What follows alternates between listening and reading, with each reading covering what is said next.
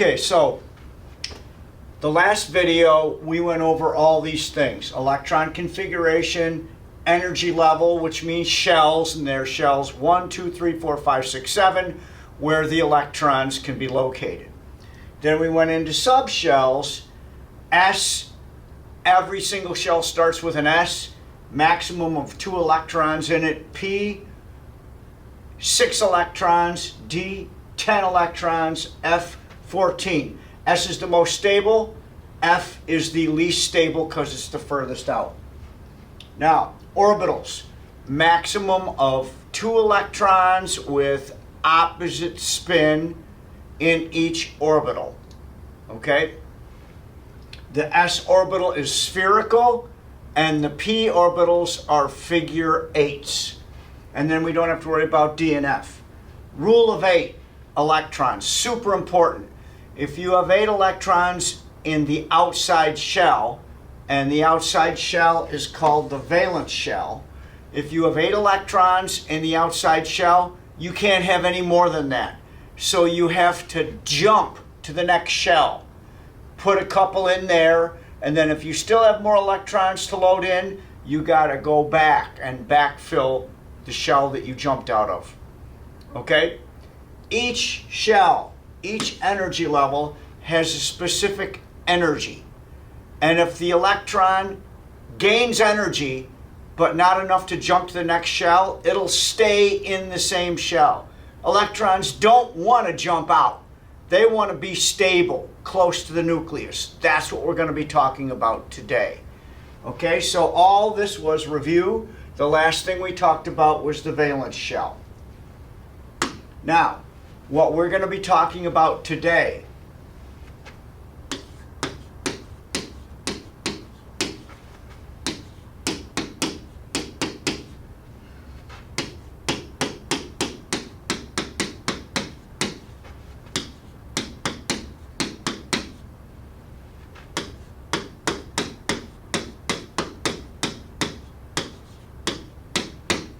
So, we're going to be talking about what ground state is, what the excited state is, and finally, how to do electron dot. So, let's get started. If we had something like this, aluminum, and if you look at your periodic table, aluminum has 13. That's the atomic number, but if it's an atom, remember it's neutral. So we have 13 protons that are positive and 13 electrons that are negative. So how do we load these in? We have 13 electrons to mess around with. So, 13, our first shell. Shell 1 only has an S subshell in it, and S subshell is filled with 2. So I got enough, I got 1s2. So I've used up 2 out of the 13 electrons, and the first shell is filled. I go to the next shell. 2, and every shell starts with an S. S2. So I have taken 4 electrons and placed them out of 13. But I'm not done with the second shell, because second shell can hold a total of 8. So I have to put another subshell in the second shell. 2p6.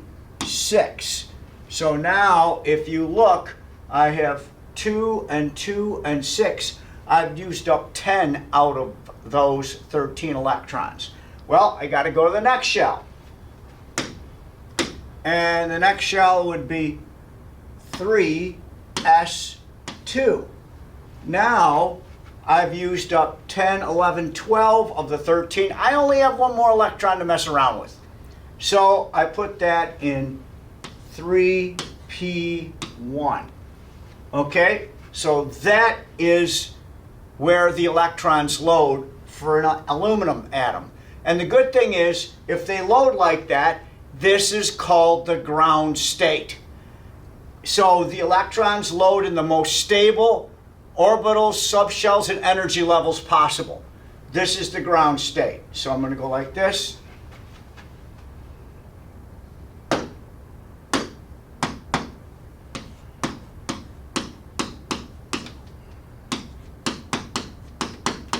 So what if the question doesn't give you this configuration? How do you figure out if it's ground state or not? You look at the dash. 2 electrons in the first shell. There's 8 electrons in the second, and there's 3 electrons in the third. So you look at the dash. Did the electrons load like they should? 2 in the first, 8 in the second, 3 remaining in the third. Yes. So 2, 8, 3, that is considered ground state. All right? Now, we have to go through a bunch of questions now. So we did this in the other video. So the first question is, how many filled energy levels do you see in aluminum?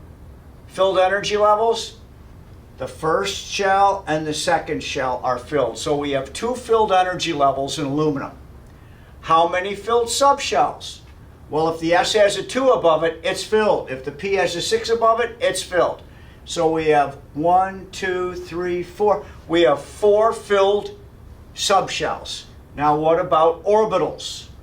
Well, I'll do them real quick. S only has 1 orbital. Remember, orbital can only have 2 electrons in it. It does. So there, that's good. That's good. P has 6 electrons, which is 3 orbitals. 1, 2, 3, 1, 2, 3. Don't forget, they fill 1 in each before 2 in any. Now, S. S has 1 orbital. P has 3. But there's only 1 electron in the P, so it looks like that. Now, how many filled orbitals? 1, 2, 3, 4, 5, 6 filled orbitals. How many occupied orbitals? 1, 2, 3, 4, 5, 6, 7 occupied orbitals. Now, my next question is, how many valence electrons? Well, the reason I made this a different color is because that's the last shell, which means that's the valence shell. So this whole thing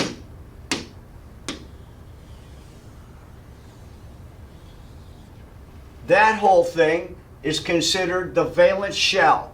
3s2, 3p1. This is the valence shell. It has 3 in it. And this is what the electrons in the valence shell look like. There's a pair and there's a single.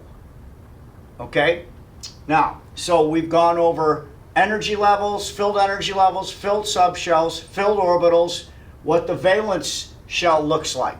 Now, the next thing we're going to do is this, and this is so easy. This aluminum atom is in ground state. All the electrons are happy. 2 in the first shell, 8 in the second, 3 in the third. Now, if you put energy into that atom, the protons won't do anything, the neutrons won't do anything, but what absorbs the energy is the electrons. The electrons absorb the energy, and once they absorb the energy, they go, whoa, I can't stay here anymore. They have energy, they jump out. Now, once they jump out, they don't like it out there. They're not where they were before, nice and stable. They are energized. They are unstable. They hate it out here. So guess what they do? They want to jump back. But before they jump back, they have to give off energy. If they give off energy, they can jump back.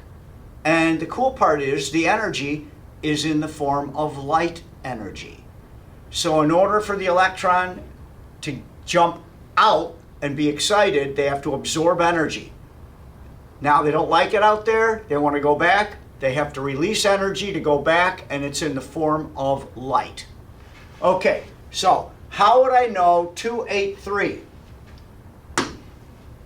283. That is in the ground state. Well, if I added energy, like I said, protons don't do anything, neutrons don't do anything, but the electrons absorb the energy. So here is what excited state could look like. 2, 7, 4. Notice one of the electrons in the second shell jumped over to here. This is not in proper order. this is considered the excited state. All right, so easy questions. You look at the dash. If the dash doesn't load up properly, then it's in the excited state. And remember, the electron that jumped over here doesn't want to be here, so eventually it wants to go back, but it has to give off energy to go back, and the energy is in the form of light energy. Colors. Roy G. Biv. All right. Now, that's ground and excited state. So what we're going to do now is we're going to use aluminum again. So watch. Al13, and I'm going to go through it. Remember, it was 2, 8, 3, or 1s2, 2s2, 2p6, 3s2, 3p1. Now, here's the big deal. We are going to talk about electron dot. So before I show you electron dot, you have to find out how many valence electrons there are. Well, this is the last shell, so it says 3. And here, this is the last shell, and it says 3s2, 3p1. And the orbitals look like this. One orbital in s, and that's filled. And I got 3 orbitals in p, but only one is filled. Now, watch how easy this electron dot is. To do electron dot, the symbol, aluminum, represents the entire atom except the valence shell. So that's the entire atom except these 3 electrons. So how do you put the 3 electrons? Well, you look at the orbitals. You have a pair. And remember, the pair, for my classes, S always is at the noon position. So you have a pair of electrons right here. That's that. And then here, that would be at 3 o'clock. There's nothing at 6 or 9 o'clock. So that is the electron dot structure for aluminum. Now, the electron dot always depends on the orbitals in the last shell. Okay? It's that easy. So all you got to do is write it out, find the orbitals, and then plug them in. We're going to do a bunch more of these. All right. So let's do this. We'll go through them all. I want to do sodium.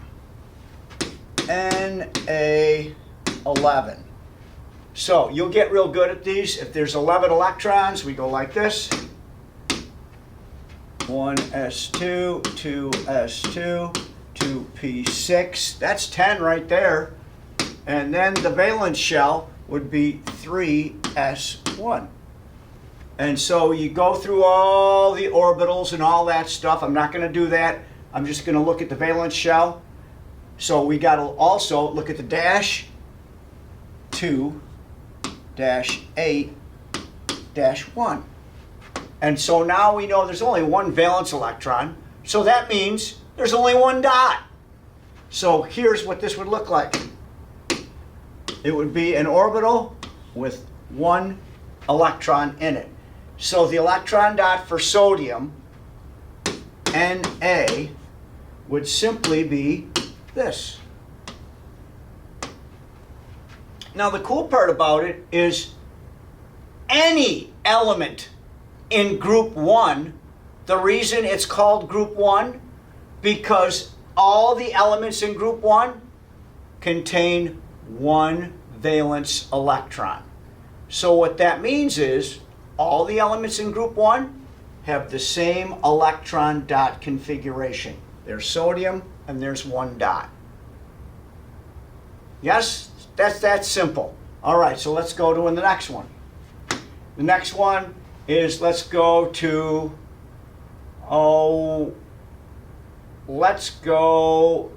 calcium.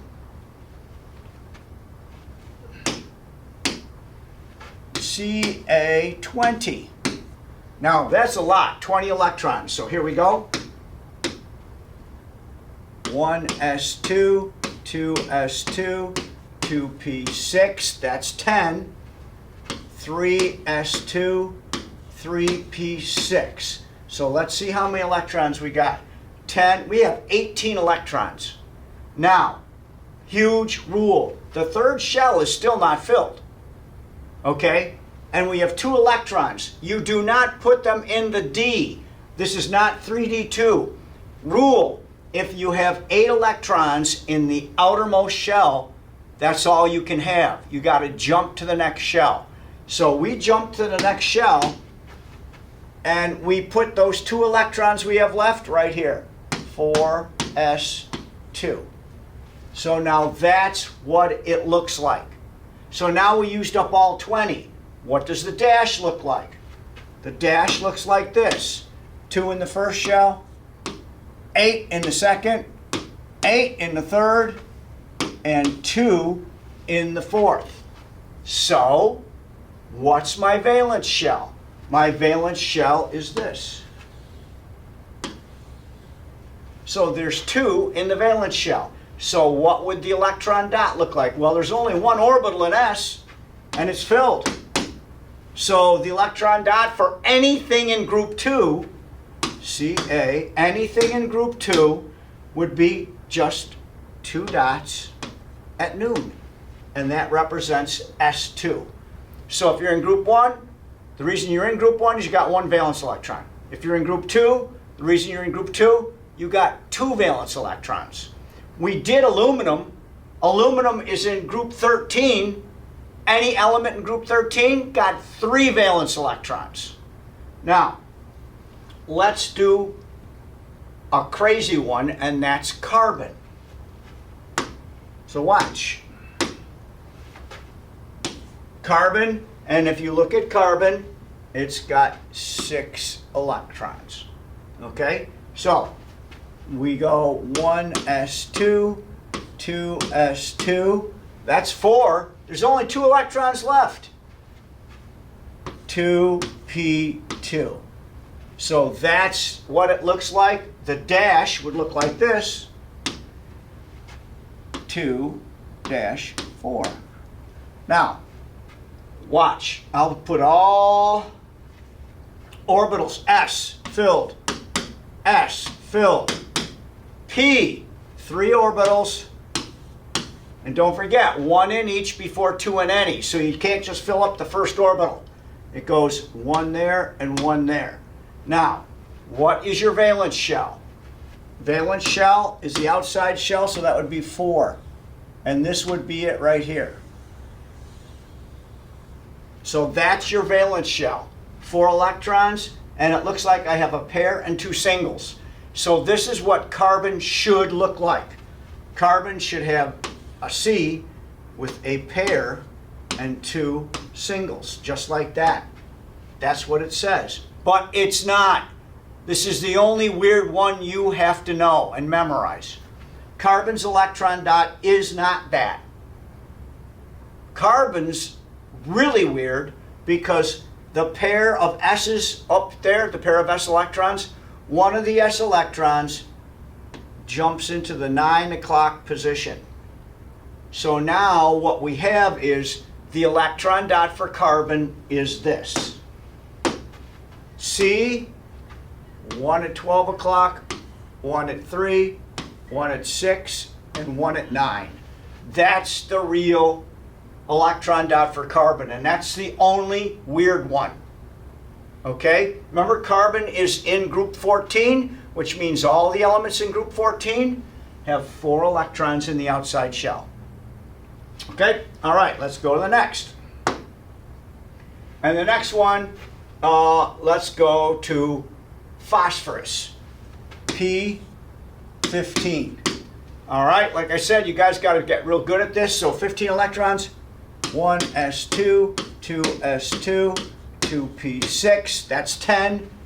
3s2, that's 12. We got 3 more. 3p3. Okay, now we're going to do dash. 2 in the first shell, 8 in the second, and 5 in the third shell. So obviously the third shell is the valence shell, got 5 valence electrons. So I know you know how to do the orbitals. I'm just interested in what the orbitals look like in the last shell or the valence shell. So S, yep, that's filled. P, 3 orbitals. Now watch how P is filled, 1 in each before 2 in any. So here is your valence shell.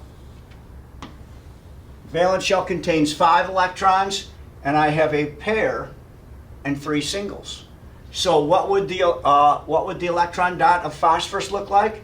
It would be P with a pair at 12 o'clock. That represents the S subshell. And then 3 Ps. 1 at 3, 1 at 6, and 1 at 9. That is the electron dot for phosphorus. Now the other thing is, it's got to have 5 electrons around it because it's in group 15, but it can turn. You can have the pair down here and the singles up there. As long as you have a pair and 3 singles, it's fine. You can have the pair on this side and the 3 singles over here. I don't care. Like I said, as long as you got one pair and 3 singles, we're good to go. So that's group 15. Now let's go to group 16. And if it's group 16, you know they have 6 valence electrons. Group 16, and let's do oxygen. O, 8. O8. So now we have 1s2, 2s2, 2p, and I can't have 6 there because that would be 10. So I used up 4, so it's got to be 4. And so my dash would be 2 in the first shell and 6 in the second. And this would look like 1 orbital there filled, 1 orbital there filled, 3 orbitals in the p, and here's how they fill. 1 in each before 2 in any. So now, since this is my outside shell, my valence shell, oxygen has a pair, another pair, and 2 singles. So oxygen's electron dot, 2 pairs. Here, let me make that better. So oxygen, 2 pairs, 1 there at 12, 1 there at 3, and 2 singles.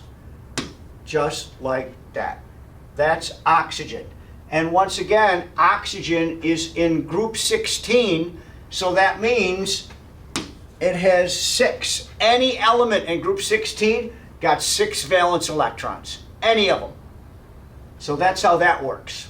Now, we're nearing the end, so let's go with chlorine. Cl17.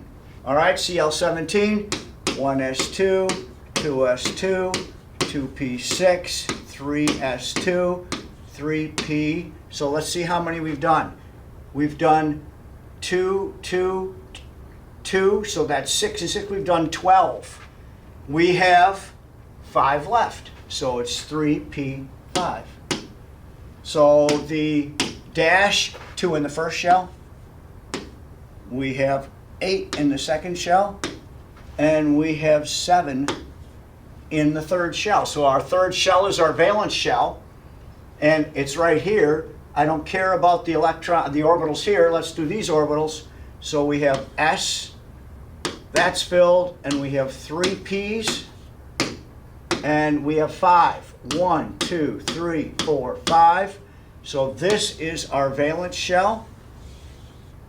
Right there, the valence shell holds 7 electrons. Chlorine's electron dot would look like this. 3 pairs and 1 single. So chlorine would be this. Pair, pair, pair, single. So that's anything, any element in group 17, it's going to have that electron dot configuration. So if you're in group 17, you got 7 valence electrons. You're going to have 3 pairs and 1 single.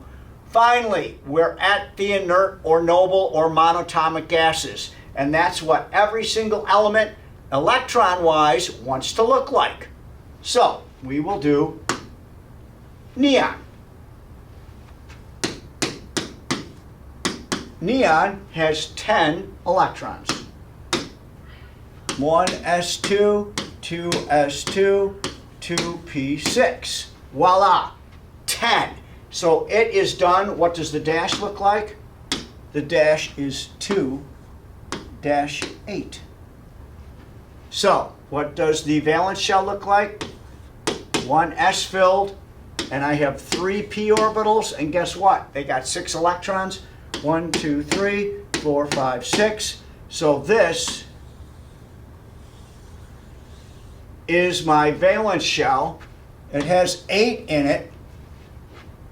And what that means is all the elements in group 18, except helium, and we'll talk about that later, have this electron dot notation.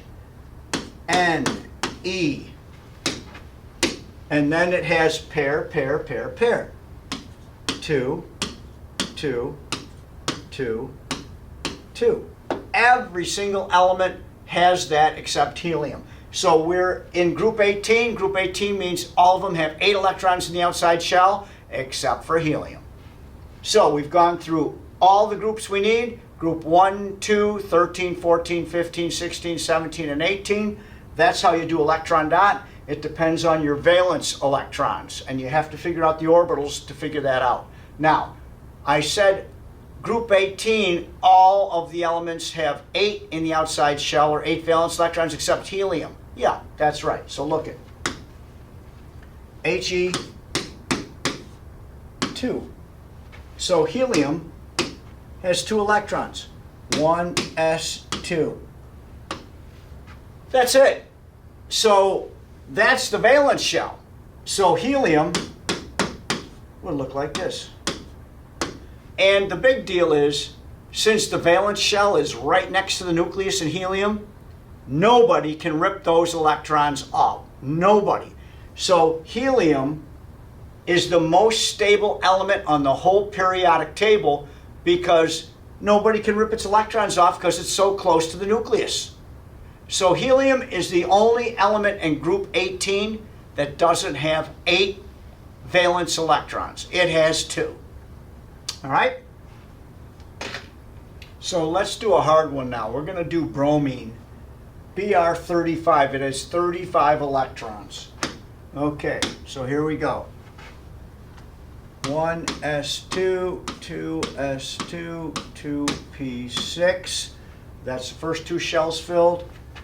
3s2, 3p6. Now look, my third shell is the outside shell. I got 8 in there. So what I have to do now is I got to jump to the next shell. So I'm going to go like this. I'm going to jump to the next shell. And I'm going to put a 4s2. So now my 4th shell is the last shell. So now I can go back and fill in my 3rd shell because the 4th shell is the valence shell. So how many electrons have I used? 10. I've used up 20. I've got 15 left. So the good thing is this. If I have 15 left, that'll fill up the D. So I'm going to go back and backfill. I have 3D10. So now I've got 10, 20, I've got 30 electrons. I just have to have 5 more. So since I already have 2 in the S, it'll be 4p5. So that's what it looks like. So now let's do the dash. So it's 2 in the first shell, 8 in the second shell, 2, 6, and 10, 18 in the third, and 7 in the 4th shell. So what would my valence shell be? The fourth shell, and it's going to have 7. So our electron dot, let's do the orbitals. 1 there, 1, 1, 1, 1, 1. This is our valence shell. So it's going to be Br, and then we have 3 pairs and 1 single. 1 pair there, 1 pair there, 1 pair there, and 1 single. Now, new words for you. This is the electron dot for bromine. So what does the symbol bromine, what is the symbol? What does the symbol represent? It represents the entire atom except for the valence electrons. So the entire atom has a name.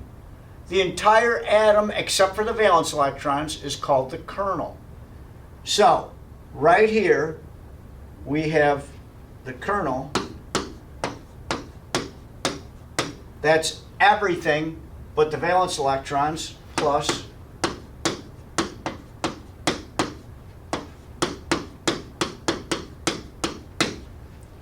So when we do electron dot, the symbol represents the kernel, which is the nucleus and all the inside shells, and then we have the valence electrons.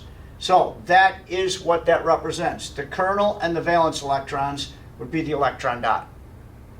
Okay, new word, kernel. Kernel is everything but the valence shell.